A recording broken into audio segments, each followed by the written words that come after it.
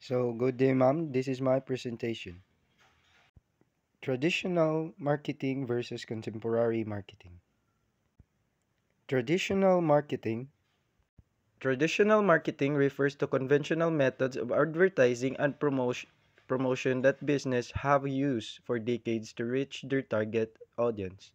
These methods primarily rely on offline media channels and physical marketing materials. Some key forms of traditional marketing include print advertising, television and radio ads, billboard and outdoor advertising, direct mail, telemarketing, trade show and events, and word of mouth.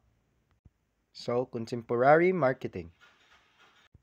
Contemporary marketing refers to modern, technology-driven marketing strategies that focus engaging customers through digital channels, personalized experience, and data analytics.